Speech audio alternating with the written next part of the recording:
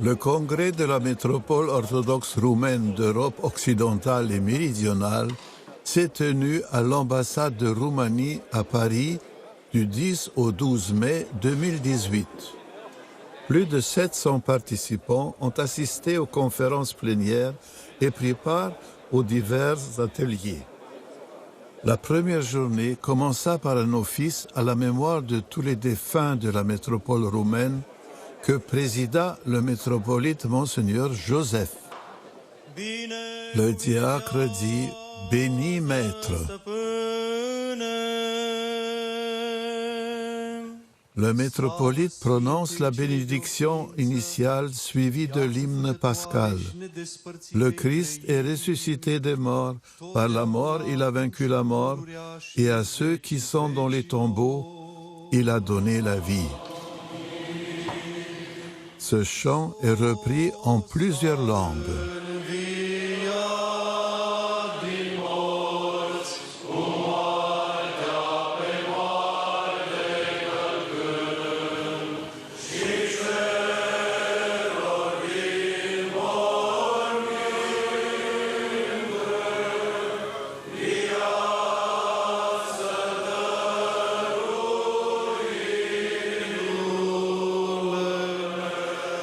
Le Christ est ressuscité des morts, par sa mort il a vaincu la mort. À ceux qui sont dans les tombeaux, il a donné la vie. Christ is risen from the dead, trampling down death by death, and to those in the tombs he has given life. Christos anesti necron thanaton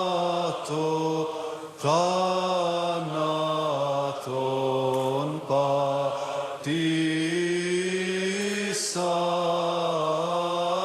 keptis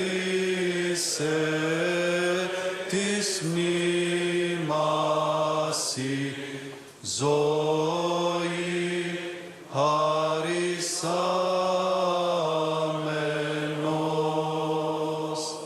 Sfinte Dumnezeule, Saint Dieu, Saint fort, Saint immortel, aie pitié de nous.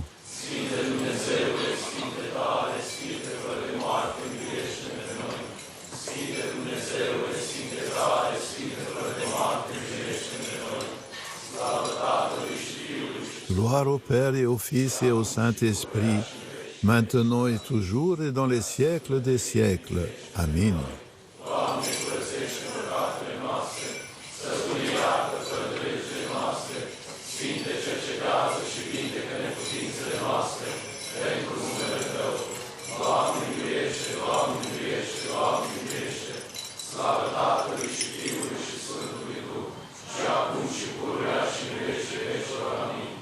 Notre Père qui es aux cieux, que ton nom soit sanctifié, que ton règne vienne, que ta volonté soit faite sur la terre comme au ciel. Donne-nous aujourd'hui notre pain essentiel. Remets-nous nos dettes comme nous les remettons aussi à nos débiteurs. Et ne nous laisse pas succomber à la tentation, mais délivre-nous du malin. Car à toi appartiennent le règne, la puissance et la gloire, Père et Fils et Saint-Esprit, maintenant et toujours et dans les siècles des siècles.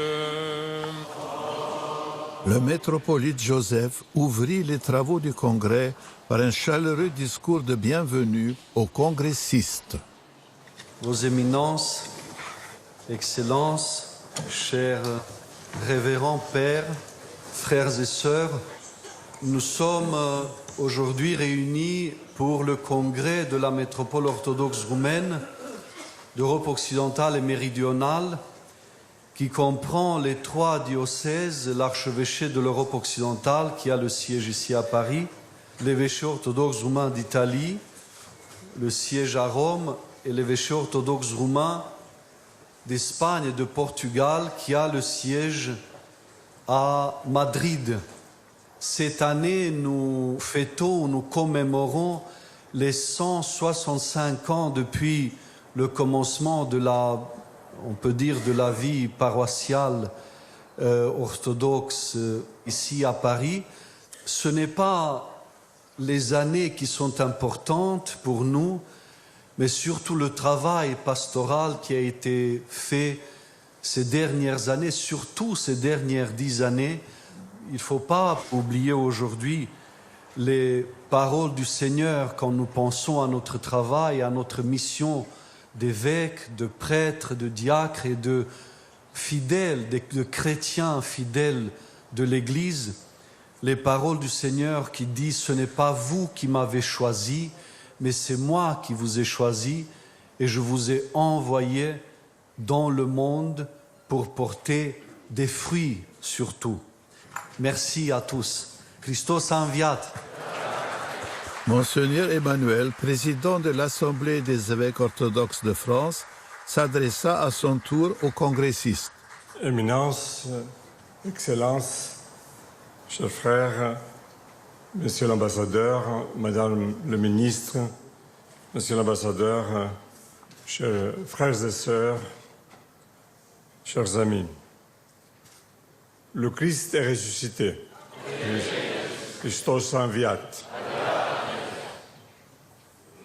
Au nom de mes frères les évêques, membres de l'Assemblée des évêques orthodoxes de France, connus comme AOF ici en France, je souhaiterais vous apporter à vous tous la bienvenue dans notre capitale pour cet important congrès de votre métropole, la métropole roumaine en Europe occidentale et méridionale. Et j'aurais voulu aussi tout particulièrement féliciter son éminence le métropolite Joseph pour l'excellente et fraternelle, de tous les sens du mot, collaboration que nous avons depuis mon arrivée ici, voici, il y a 15 ans. Votre présence nombreuse aujourd'hui témoigne de la vitalité de l'orthodoxie roumaine en Europe occidentale. La piété et ferveur qui sont les vôtres n'ont pas de frontières. Et la forte progression de l'orthodoxie roumaine en France, par exemple, on est à elle seule le témoin. La présence ancienne de votre Église a marqué, avec les autres composantes de l'orthodoxie, le paysage religieux de ce pays. La laïcité, qui paradoxalement éloigne le religieux du politique, permet aussi l'accroissement de l'orthodoxie. Une société sécularisée ne veut pas dire pour autant une société qui ne permet pas à la fois de grandir et de progresser. Bien au contraire, le défi de la laïcité nous oblige en tant qu'orthodoxes à nous penser autrement, à nous présenter autrement, à parler autrement, mais toujours dans la fidélité de la tradition de notre Église. Je le dis toujours que ce qu'on doit être était référé déjà dans l'épître à Diognète, où le chrétien vit dans le monde, mais n'est pas du monde.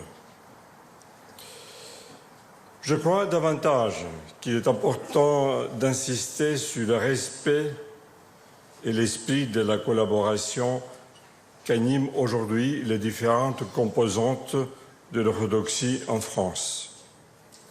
Et votre présence et votre collaboration déterminante, tout comme ma présence aujourd'hui parmi vous, est un signe à la fois de communion et d'ouverture. Je dois dire combien nous sommes vraiment redevants à sa béatitude le patriarche Daniel de Roumanie. Je peux dire un ami, puisqu'on se connaît depuis le temps où on était tous les deux laïcs quand il était à Genève. Et je le vis il y a presque 2 mois. Et on a parlé aussi de cette collaboration fructueuse de nos paroisses en Europe occidentale. Vous savez que l'orthodoxie traverse et traversera encore des moments difficiles. Nous avons besoin de vos prières et nous avons besoin aussi de rester ensemble, unis. Nombreux sont aussi les chantiers sur lesquels nos églises ont besoin d'œuvrer ensemble. Le témoignage du christianisme n'est jamais isolé. Il est l'expression de la communion de Dieu avec l'humanité et la communion de l'Église. Pour clore cette modeste intervention, je souhaiterais vous rappeler ces paroles tirées du message du Saint et Grand Concile de l'Église orthodoxe. L'Église exprime son unité et sa catholicité dans le Concile. Sa conciliarité façonne son organisation, la manière par laquelle elle prend des décisions et la détermination de son destin. Cette conciliarité prend une dimension tout à fait particulière dans la diaspora, et notamment au travers des assemblées épiscopales, comme en témoignent les travaux de l'Assemblée des évêques orthodoxes de France. La diaspora est devenue le lieu où la conciliarité de l'orthodoxie est vécue au quotidien et inspire jusqu'à dans les travaux de nos églises mères respectives. Merci beaucoup et merci à votre attention.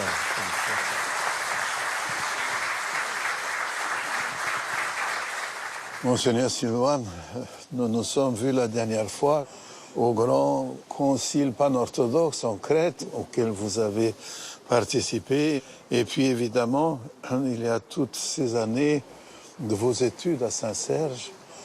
Et c'est toujours une joie de se rappeler que sont devenus nos étudiants, les étudiants comme vous qui êtes aujourd'hui l'évêque du diocèse roumain de l'Italie. Et donc, le troisième élément de cette métropole d'Europe occidentale qui, aujourd'hui, se réunit dans sa fête biannuelle. Et c'est évidemment pour nous aussi une raison de nous informer sur la vie d'une des églises orthodoxes principales en Europe occidentale. Et sachant que vous avez maintenant déjà une expérience de pasteur, d'évêque, quelles, d'après vous, seraient les particularités de la vie de l'orthodoxie en Italie par rapport aux autres pays? L'Italie, pour nous, les Roumains, je dirais, est le pays où il est le plus facile de s'intégrer. Ah oui. Par rapport à la langue surtout, et aussi à la mentalité, parce que... La mentalité latine. Tout à fait, tout à fait. Je ne sais pas si vous connaissez l'histoire d'un paysan de la Roumanie, Badea Cârțan, on l'appelait, le monsieur Cârțan, qui est arrivé à Rome au début des années 1900. 1904, 1906, il est allé à pied 2 fois à Rome. depuis la Transylvanie. Kırça est un pays pas loin de chez moi, de Sibiu, en Transylvanie. Et il a raconté, en retournant, que les Italiens parlent une langue roumaine un peu dégénérée. C'est comme ça pour les Roumains, quand on va en Italie, on a l'impression que c'est un roumain un peu un dialecte de la langue roumaine qui est un peu différent, mais qui est facilement compréhensible. Mais il y a aussi le côté, je dirais, une facilité pour nous, parce que la communauté catholique locale est très chaleureuse, très ouverte, très disponible. Dès le début, elle a accueilli et soutenu nos communautés et elle nous a beaucoup aidés, elle nous aide beaucoup avec des églises qui sont données toujours, sans exception, en commodat gratuit. On les met à votre disposition pour pouvoir y célébrer? Pour célébrer en exclusivité dans la plupart des cas. Oui.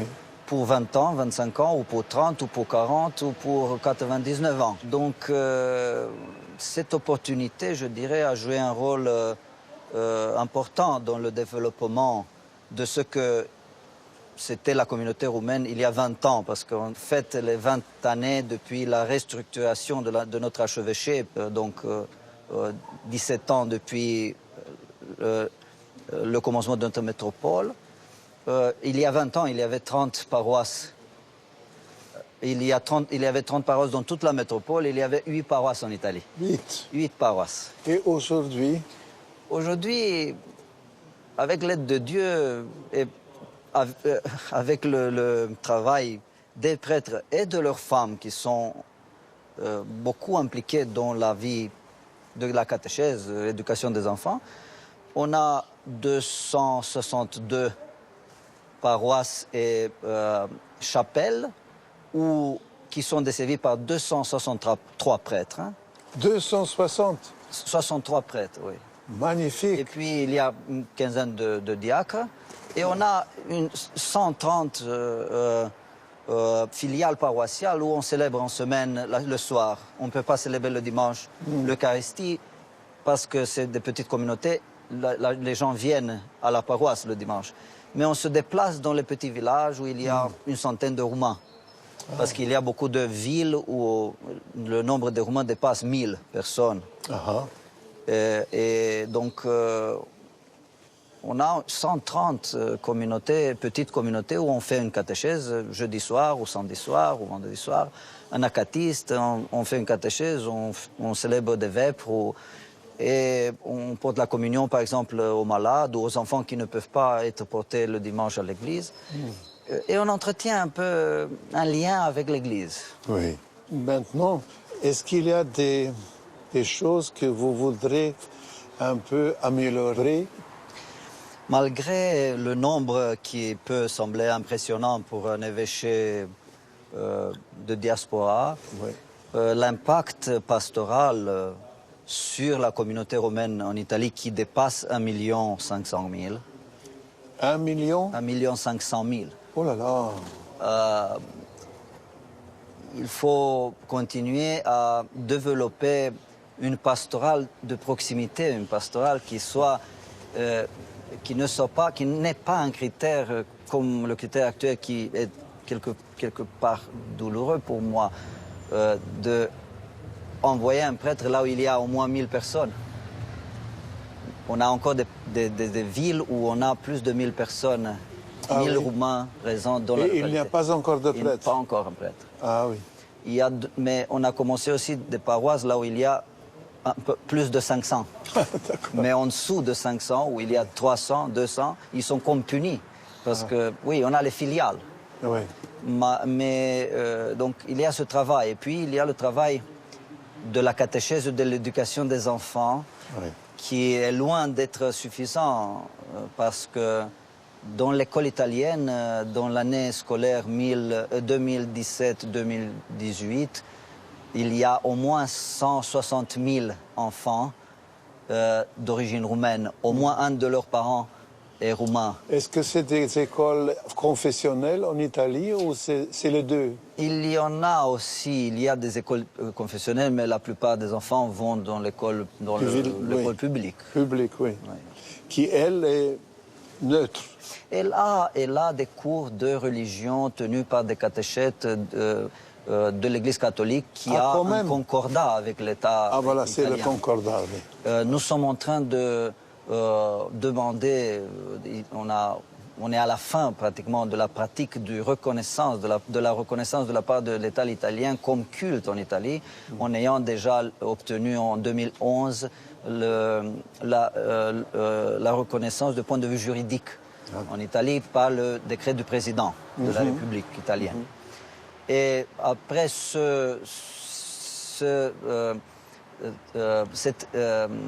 forme de reconnaissance qui s'appelle intesa, l'entente entre l'État et le diocèse orthodoxe roumain d'Italie, nous espérons pouvoir obtenir, nous avons stipulé dans ce texte qui a été élaboré entre une commission interministérielle du gouvernement italien et une commission de l'évêché, nous espérons obtenir le droit d'avoir accès aux enfants orthodoxes dans les écoles, pouvoir envoyer un catéchète pour qu'il rencontre ses enfants durant les cours optionnels et qu'on puisse avoir la possibilité de les rencontrer, de travailler là-bas.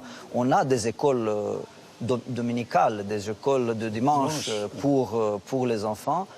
On essaie de faire un travail avec eux et d'organiser des camps d'été. Par exemple, l'été dernier, nous avons eu 24 camps d'été. On a eu à peu près 2000 enfants qui ont participé à ces camps, organisés par les paroisses, par les doyennés, parce que nous avons 20 doyennés dans toute l'Italie.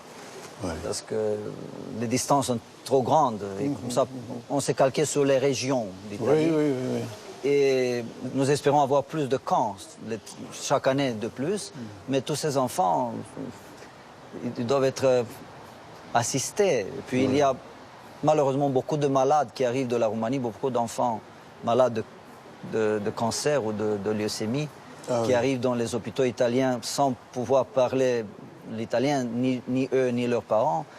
Il y a malheureusement beaucoup de Roumains dans les prisons de l'Italie, que nous essayons d'assister aussi. Et on le fait, disons, par la bienveillance des directeurs des prisons, mais nous n'avons pas un droit garanti par une loi, comme ça sera après l'entente plénière avec l'État italien. Donc tout ça, disons, déjà, il y a plusieurs directions où on pourrait améliorer. Dans toutes ces directions, vous avez mentionné les catéchètes dans les écoles. Comment vous faites pour les former? Heureusement, ils sont pas mal d'entre eux déjà formés parce que c'est les femmes de prêtre souvent étudiaient théologie en Roumanie. Et puis... les femmes de prêtres étaient étudiantes en théologie. Oui, étudiantes en théologie. Et puis, il y a le centre Dumitru Stăniloae de France, le centre métropolitain de la formation continuelle, soit pour le clergé que pour les laïcs. Donc là aussi, on fait ce travail. On voit que c'est très vivant, Monseigneur. Mille merci. Je vous remercie. Et nous demandons vos saintes prières. Que Dieu nous aide tous et prions les uns pour les autres parce que nous avons beaucoup besoin. Nous aussi, Monseigneur. Merci mille fois. Merci à vous.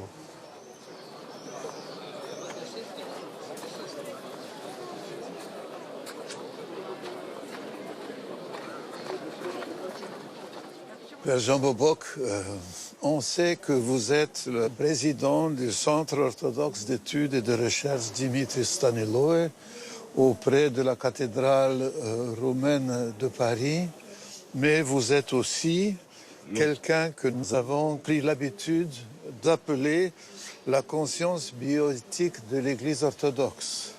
Et il n'est donc pas étonnant que votre intervention s'appelle les défis bioéthiques, sujet que vous avez traité notamment dans ce livre récent, Le transhumanisme décrypté. C'est ça. N'est-ce pas? C'est ça. Quels sont ces défis? Le transhumanisme, il nous prépare au passage d'un humanisme à un autre. Si tant est que nous vivions encore dans un humanisme. C'est un changement fondamental de l'homme, c'est-à-dire de ce qui est encore humain dans l'homme. Au XXe siècle, nous sommes rentrés dans ce qu'on appelle l'ère postmoderne. Maintenant, il s'agit d'un monde sans l'homme, c'est-à-dire d'un homme coupé de ses origines, coupé de son histoire, coupé de sa génétique. On est dans le déni génétique, c'est-à-dire le déni existentiel.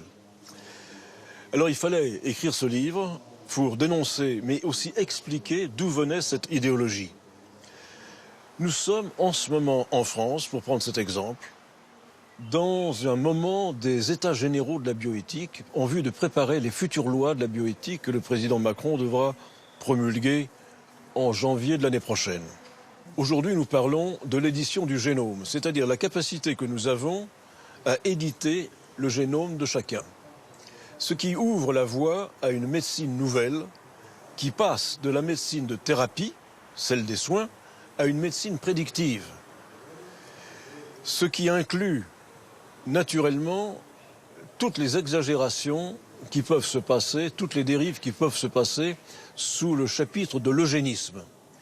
Mon père, bien avant de devenir prêtre, vous êtes toute votre vie médecin. Et évidemment, vous parlez là non seulement en tant que prêtre, mais aussi en tant que médecin. Bien entendu. Mais est-ce que dans la médecine traditionnelle, jusqu'ici traditionnelle, il y avait des freins à tous ces phénomènes nouveaux? Il y avait d'abord le serment d'Hippocrate. Il y avait le décalogue. Tu ne tueras pas. Sous aucun prétexte, tu ne tueras pas. Quand je parle de bioéthique, je ne parle pas spécifiquement de ce qui se passe en France. Je parle à l'échelle européenne et même internationale. Mondial. Mondiale, puisque nous sommes dans la globalisation. Ah oui. Et n'oublions pas que c'est un des phénomènes, ou un des épiphénomènes de la globalisation. Ça commence par la chose la plus simple, la cellule sociétale primaire, la famille. Ce qui était des valeurs était quelque chose de fixé et de documenté depuis 2000 ans. Et aujourd'hui, vous avez des valeurs qui ne sont que des moyens pour aller vers d'autres choses. On posait récemment la question à l'église orthodoxe roumaine à Bucarest. Est-ce qu'une femme avec 2 enfants est une famille? Une famille monoparentale? La réponse était non. C'est aujourd'hui quelque chose que vous voulez appeler famille, mais ce n'est pas une famille. Non. Une famille, c'est un homme, une femme, et si possible des enfants. Point. Donc je ne suis pas loin de penser qu'aujourd'hui, la bioéthique soit devenue un alibi, un nuage. Mon père, je pense que vous allez provoquer une discussion intéressante parce que ça concerne quand même tout le monde. Mille merci, père. Je vous remercie aussi. Merci. La deuxième partie de cette émission vous sera présentée lors de notre prochaine diffusion. Qui a